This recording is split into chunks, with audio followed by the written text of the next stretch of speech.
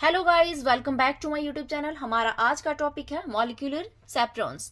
तो मॉलिक्यूलर सेपरॉन्स क्या होती हैं? ये वो प्रोटीन्स होती हैं जो दूसरी प्रोटीन को फोल्ड होने में हेल्प करती हैं। उनको फोल्ड नहीं करती बल्कि उनकी फोल्डिंग में हेल्प करती हैं। इस तरह से जो ये मॉलिक्यूलर सेपरॉन्स होते हैं ये अनफोल्डेड प्रोटीन की स्टेबलाइजेशन करती है। स्टेबलाइजेशन में आता है हमारा जैसे कि प्रोटीन को एक जगह से दूसरी जगह पर ले जाना है, यानी कि ट्रांसलोकेशन में हेल्प करती है।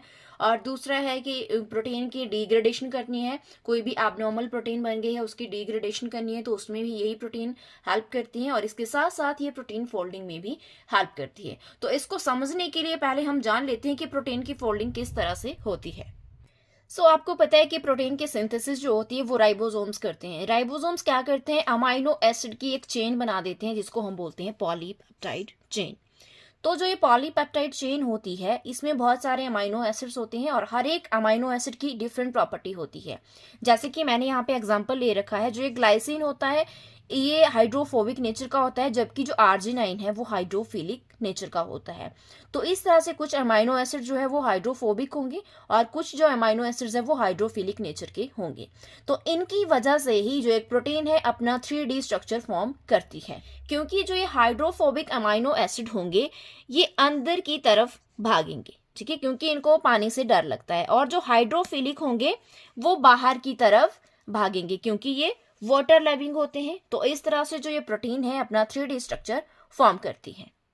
तो इस तरह से हमारे पास जो ये हाइड्रोफोबिक और हाइड्रोफिलिक अमाइनो एसिड्स हैं इनकी वजह से क्या हुआ, इन्होंने अपने आप को अरेंज कर लिया। मतलब जो हाइड्रोफोबिक है वो अंदर की तरफ चले गए, जो हाइड्रोफिलिक है वो बाहर की तरफ आ गए और इनके बीच में हाइड्रोजन बॉन्ड बन गए और जिनकी वजह से यहाँ पे हमारे पास फॉर्म हुआ सेकेंडरी स्ट्रक्चर। यानी कि जो एक इस तरह से अमाइनो एसिड की चेन थी वो अब सेकेंडरी स्ट्रक्चर में कन्वर्ट हो गई है। तो सेकेंडरी स्ट्रक्चर्स के एग्जांपल से अल्फा हेलिक्स और बीटा शीट्स। तो इस तरह से हमारे पास बन जाता है सेकेंडरी स्ट्रक्चर। अब ये सेकेंडरी स्ट्रक्चर जो हमारे पास फॉर्म हुए इनकी स्टैकिंग से बनता है टर्शरी स्ट्रक्चर। यानी कि जब ये जो स्ट्रक्चर है ये एक दूसरे के ऊपर इस तरह से स्टैक फॉर्म कर लेंगे तो हमारे पास तैयार हो जाएगा टर्शरी स्ट्रक्चर। तो इस तरह से प्रोटीन की फोल्डिंग होती है। अब हम बात करते हैं कि जो ये मॉलिक्यूलर सेपरॉन्स होते हैं ये प्रोटीन फोल्डिंग में किस तरह से हेल्प करते हैं। अब जैसा कि मैंने आपको बताया कि जो राइबोसोम से वो प्रोटीन की सिंथेसिस करती है तो इस तरह से वो हमारे पास एक चेन बन जाती है अमाइनो एसिड की। तो इसमें जो हाइड्रोफोबिक अमाइनो एसिड है वो अंदर की तरफ भागेंगे, जो हाइड्रोफिलिक है वो बाहर की तरफ भागेंगे। अगर वो अपनी मर्जी से फोल्ड हो जाएंगे, अपनी मर्जी से वो अंदर बाहर की तरफ भागेंगे तो इस तरह से वो एग्रीगेट फॉर्म कर लेंगे, मतलब हर कैसे ही वो अरेंज हो जाएंगे। तो इस एग्रीगेट की फॉर्मेशन ना हो इसको रोकने के लिए क्या होता है, जो मॉलिक्यूलर सेपरॉन्स होते हैं ये हाइड्रोफोबिक रीजन के साथ बाइंड करते हैं और उनकी एग्रीगेट फॉर्मेशन को रोकते हैं। तो इस तरह से जो ये मॉलिक्यूलर सेपरॉन्स है ये अनफोल्डेड प्रोटीन के साथ बाइंड करते हैं और उनकी प्रॉपर फोल्डिंग में हेल्प करते हैं। इसके साथ साथ कुछ ऐसे प्रोटीन्स होते हैं जो स्ट्रेस की वजह से डीनेचर हो जाती है तो उनकी रीफोल्डिंग में भी यही हेल्प करते हैं। और इसके साथ साथ ये प्रोटीन ट्रैफिकिंग में भी हेल्प करते हैं। अगर प्रोटीन को मेम्ब्रेन की दूसरी साइड ले जाना है तो उसमें भी ये प्रोटीन्स रोल प्ले करती है। इसके साथ साथ ये प्रोटियोलिटिक डिग्रेडेशन में भी हेल्प करती है। जैसे कि कोई एबनॉर्मल प्रोटीन की सिंथेसिस हो गई है तो उसकी डिग्रेडेशन करनी है, या कोई प्रोटीन ऐसी है जिसकी जरूरत नहीं है उसको डिग्रेड करना है, तो उसमें भी ये जो मॉलिक्यूलर सेपरॉन्स होते हैं बहुत ही इंपॉर्टेंट रोल प्ले करते हैं। तो मॉलिक्यूलर सेपरॉन का एग्जांपल है हीट शॉक प्रोटीन्स। जो हीट शॉक प्रोटीन्स होती है इसको फर्स्ट टाइम आइडेंटिफाई किया गया था ई कोलाई बैक्टीरिया में। ये हीट शॉक प्रोटीन इसलिए इनका नाम रखा गया क्योंकि ये हाई अमाउंट में सिंथेसाइज होती है जब किसी सेल को हाई टेम्परेचर से एक्सपोज किया जाता है, इसलिए इनको हीट शॉक प्रोटीन्स बोलते हैं।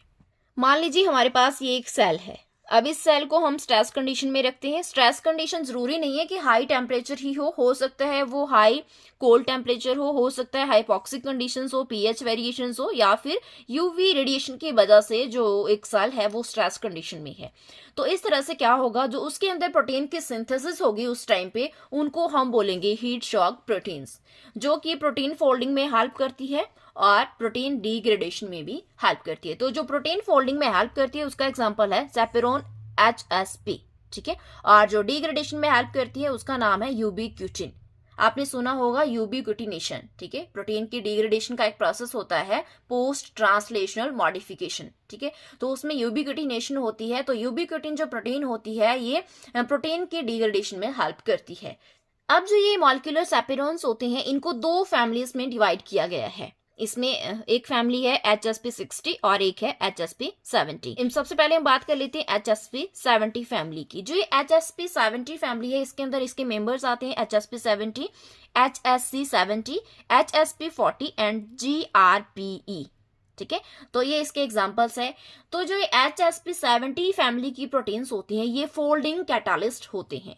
जिस तरह से आपने देखा है, जो एंजाइम होते हैं वो कैटालिस्ट का काम करते हैं, यानी कि जिस रिएक्शन में हम एंजाइम ऐड कर देते हैं वो रिएक्शन फटाफट होता है, यानी कि हम जो रिएक्शन रेट है उसको इंक्रीज करने के लिए एंजाइम ऐड करते हैं। तो इस तरह से प्रोटीन की फोल्डिंग को फटाफट करने के लिए जो ये HSP70 फैमिली के मेंबर्स है, ये कैटालिस्ट का काम करते हैं। अब जो ये HSP70 फैमिली की प्रोटीन्स होती हैं, इसमें दो डोमेन्स होते हैं, एक एन टर्मिनल डोमेन होता है, एक सी टर्मिनल डोमेन होता है। जो ये एन टर्मिनल डोमेन होता है, ये एटीपी के साथ बाइंड करता है और ये सी टर्मिनल को ओपन कर देता है ताकि ये सबस्ट्रेट के साथ जाकर बाइंड हो सके। और जो ये सी टर्मिनल डोमेन होता है, ये बाइंड करता है सबस्ट्रेट के साथ। सबस्ट्रेट का मतलब है वो प्रोटीन जिसको फोल्ड करना है। ये सबसे पहले उस प्रोटीन के ऊपर जो हाइड्रोफोबिक डोमेन है उसको रिकॉग्नाइज करता है और जो हाइड्रोफोबिक अमाइनो एसिड्स होंगे वहां पर जाकर ये बाइंड कर जाता है और इस तरह से जो प्रोटीन होती है, मतलब जिसके ऊपर ये बाइंड हुआ है, उसकी एग्रीगेशन को रोकता है ताकि जो प्रोटीन है वो अच्छे से फोल्ड हो। जो ये HSP70 हीट शॉक प्रोटीन है, इसको DNA के नाम से जानते हैं इकोलाई के अंदर। इस तरह से HSP40 जो प्रोटीन है उसको DNA J के नाम से जानते हैं इकोलाई के अंदर। जो ये HSP70 प्रोटीन होती है, ये इसके साथ ही काम करती है क्योंकि इसको वर्क करने के लिए इसकी जरूरत पड़ती है। अब दूसरी फैमिली हमारे पास आती है HSP60 फैमिली। जो ये HSP60 फैमिली के मेंबर्स होते हैं, इनको हम सैपेरोनिन्स के नाम से भी जानते हैं। ये भी सेम HSP70 फैमिली की तरह ही हाइड्रोफोबिक रीजन के ऊपर बाइंड करते हैं। जो अनफोल्डेड प्रोटीन के अंदर हाइड्रोफोबिक अमाइनो एसिड्स होते हैं या फिर जो पार्शियली फोल्डेड प्रोटीन्स होती हैं, उनके ऊपर जाकर ये बाइंड करते हैं और उनको आइसोलेट कर लेते हैं, यानी कि उनको वहां से क्वारंटाइन कर लेते हैं और एक आइसोलेशन चैम्बर बना देते हैं, उसके अंदर इनको रख लेते हैं और वहां पर इनकी जो प्रॉपर फोल्डिंग है वो होती है। मतलब इनको एक फेवरेबल एनवायरनमेंट प्रोवाइड करते हैं जिसके अंदर जो प्रोटीन है वो अच्छे से फोल्ड हो सके। अब जो ये HSP60 फैमिली की प्रोटीन्स होती हैं, इसमें 14 डिफरेंट प्रोटीन कंपोनेंट्स होते हैं जो कि दो हेप्टामेरिक रिंग्स की फॉर्म में अरेंज होते हैं। इसको हम आगे डायग्राम में देखेंगे कि किस तरह से वो अरेंज होते हैं। सो यहाँ पे आप देख सकते हैं, ये है हमारे पास HSP60 फैमिली की प्रोटीन। ठीक है, तो इस तरह से इसमें 14 डिफरेंट टाइप के प्रोटीन कंपोनेंट्स होते हैं जो खुद को दो रिंग्स की फॉर्म में अरेंज करते हैं। यहाँ पे आप देख सकते हैं ये एक रिंग की तरह दिख रहा है, ये वाला स्ट्रक्चर भी और ये वाला स्ट्रक्चर भी। तो इस तरह से जो 14 डिफरेंट कंपोनेंट्स होते हैं वो 7 की फॉर्म में खुद को अरेंज कर लेते हैं। 7 प्रोटीन कंपोनेंट्स इसमें है और 7 इसमें है। इस तरह से दो रिंग्स फॉर्म हो गई जो खुद को इन्वर्टेड फॉर्म में एक दूसरे के ऊपर स्टैक कर रखी है।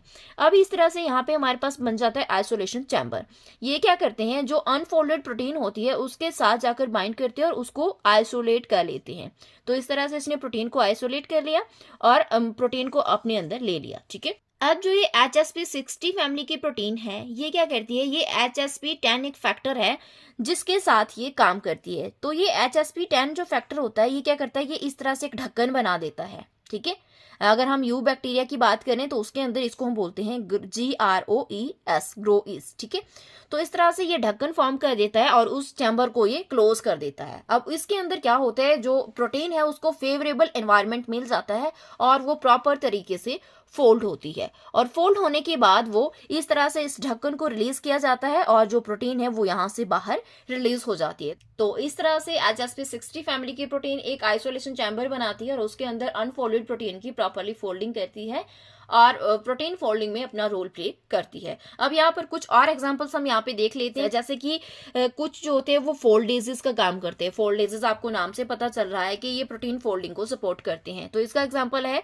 GROEL और GROES। ठीक है, और इसी तरह कुछ जो होते हैं वो होल्डेजेस का काम करते हैं। होल्डेजेस का मतलब है कि वो प्रोटीन को होल्ड करके रखते हैं। जैसा मैंने आपको बताया कि जो हाइड्रोफोबिक अमाइनो एसिड है वो अंदर की तरफ भागेंगे और जो हाइड्रोफिलिक है वो बाहर की तरफ भागेंगे। तो इस तरह से अगर वो अपनी मर्जी से अरेंज हो गए तो वो एक एग्रीगेट फॉर्म कर लेंगे। तो उस केस में क्या होता है, जो ये होल्डेजेस प्रोटीन्स होती है ये वहां पर उस एग्रीगेशन को रोकती है, उसको होल्ड करती है। तो इसका एग्जांपल है HSP33। ठीक है। और इसी तरह कुछ और प्रोटीन्स है जो प्रोटीन डिग्रेडेशन में जैसे हेल्प करती है।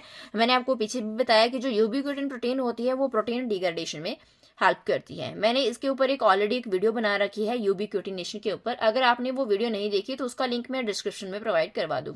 अब इसी तरह एक और प्रोटीन्स होती हैं जो ट्रांसपोर्ट में हेल्प करती हैं, तो उसका एग्जाम्पल है सैक बी।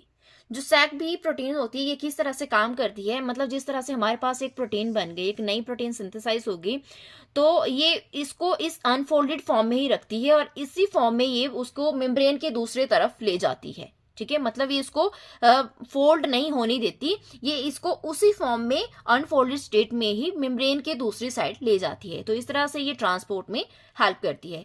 तो ये था आज का टॉपिक मॉलिक्यूलर चैपेरोन्स। आई होप आपको ये वीडियो पसंद आई होगी। अगर आपको मेरी वीडियो पसंद आई हो तो मेरी वीडियो को लाइक करना, मेरे चैनल को सब्सक्राइब करना और वीडियो को ज्यादा से ज्यादा शेयर करना। Thank you for watching.